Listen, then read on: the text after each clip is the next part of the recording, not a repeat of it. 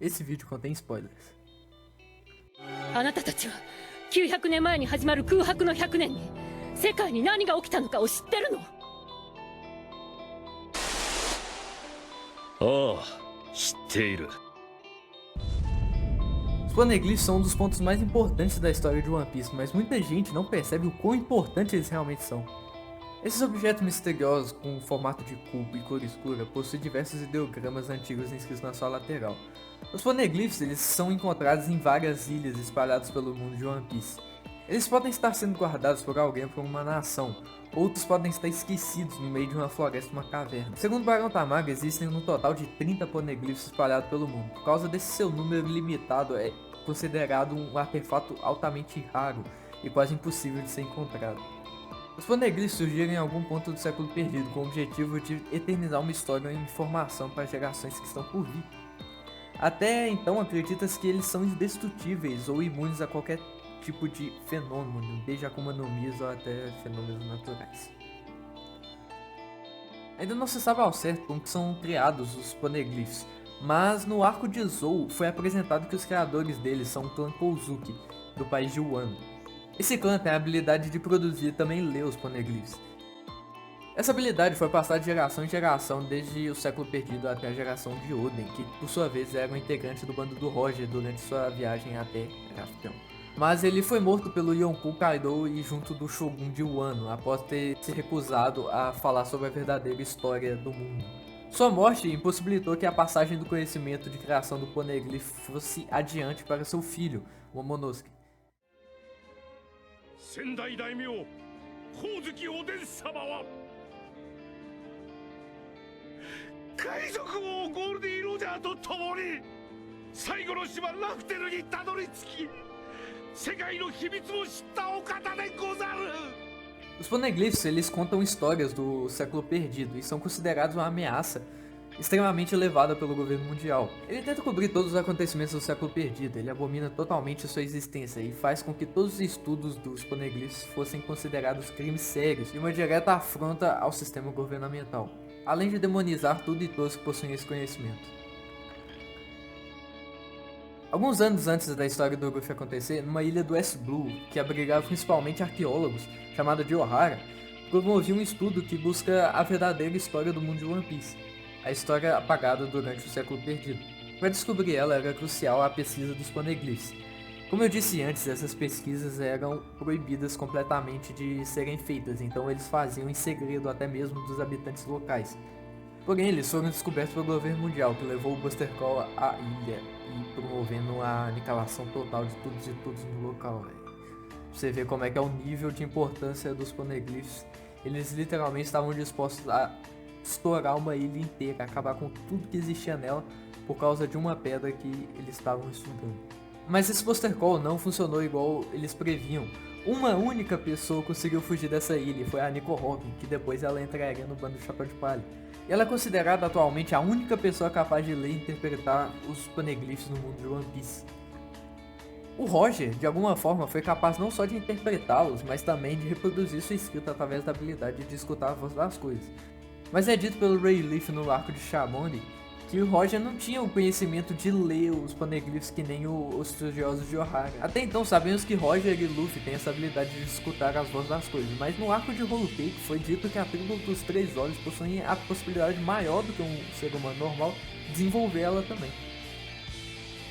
Depois de muito tempo sem ter informação nenhuma dos poneglyphs, em Zou a gente teve uma enxurrada de informações, e uma delas foi que é possível fazer cópias das inscrições do poneglyph. Existem 3 tipos de poneglyphs diferentes, eles são esses: poneglyphs históricos ou real poneglyphs. Ele contém informações sobre a história antiga escrita por pessoas do século perdido. Existem no total de 9 desses. Os poneglyphs ordinários, eles não foram nomeados em nenhuma hora da obra, por isso ele tem esse nome dado pela comunidade. Eles dão instruções ou pistas que podem ser encontradas nos poneglyphs históricos, ou eles falam de história que não contam diretamente nada sobre o século perdido. Sua quantidade é 17. Por último, temos os Road Poneglyphs, que são 4 poneglyphs que revelam uma localização, o exato local de Raftel.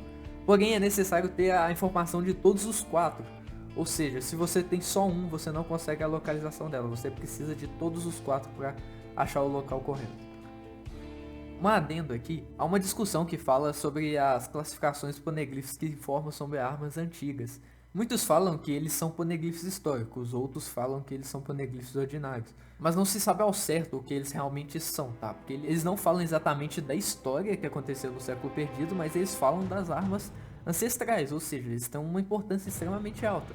Então muitos têm essa dúvida se eles são poneglyphs históricos ou ordinários. Nesse vídeo eu vou assumir que eles são históricos para melhor entendimento de vocês, tá? Tenham isso em mente. Até então foi mostrado um total de 10 poneglyphs na história de One Piece. Não se sabe exatamente a classificação de cada um, mas pelo que foi mostrado a gente pode ter mais ou menos uma ideia ali do que eles representam. Tá aqui uma lista de como eles apareceram na história. Poneglyph número 1. Ele foi encontrado no túmulo dos reis em Alabasta, protegido pela família Nefertari. Ele continha informações sobre uma das armas antigas, Pluton. Nefertari cobra o representante de Alabasta por causa do incidente que a gente viu na história.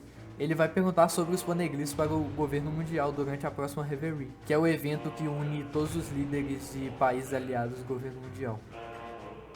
Poneglyph número 2.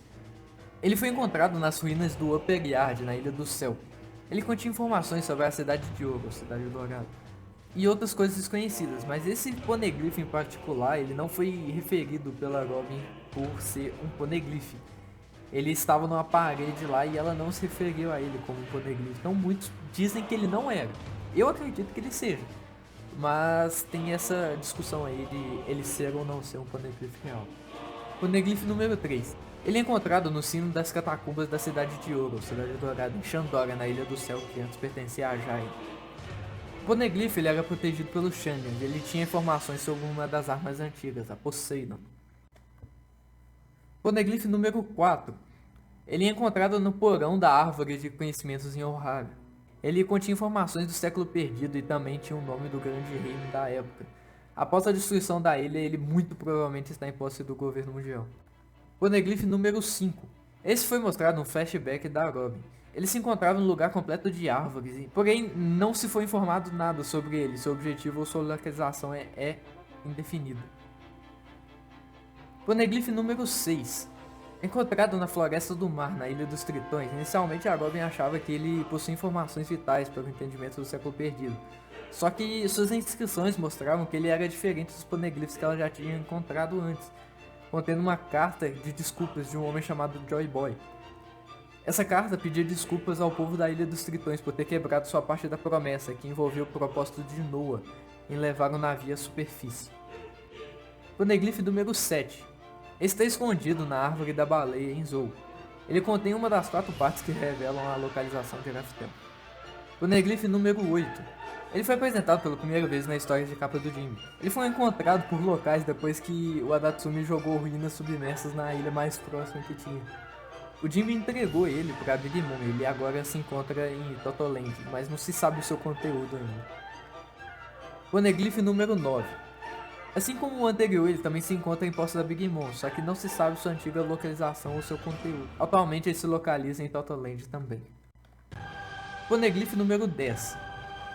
Ele é apresentado pela primeira vez em Zou, ele se encontra também em posse da Big Mom. Assim como os outros, ele está localizado em Totoland, na Sala dos Tesouros. Ele também tem uma das 4 partes para a localização de Raftel. Os outros 2 Road Poneglyphs já foram citados durante a história no arco de Zou, mas eles ainda não foram apresentados. Um deles se encontra nas mãos do Yonkou Kaido, e o outro não possui uma localização definida. Muita gente especula que ele estará com Shanks ou com o governo mundial. Só que é só uma especulação.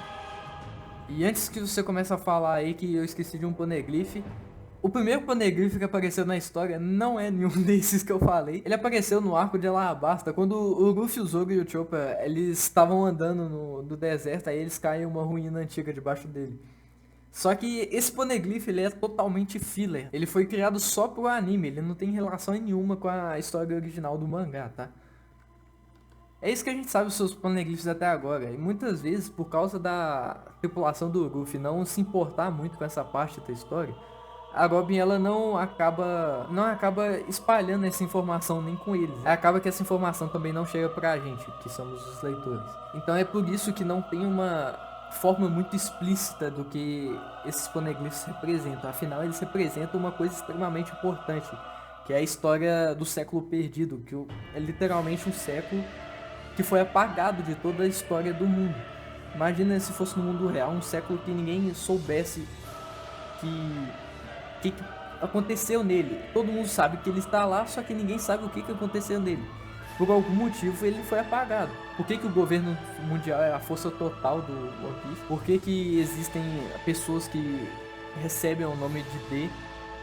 Coisas do tipo, coisas realmente fundamentais para a história vão ser reveladas através desses poneglyphs. Espero que vocês tenham entendido aí tudo sobre a história deles. E até mais. Falou.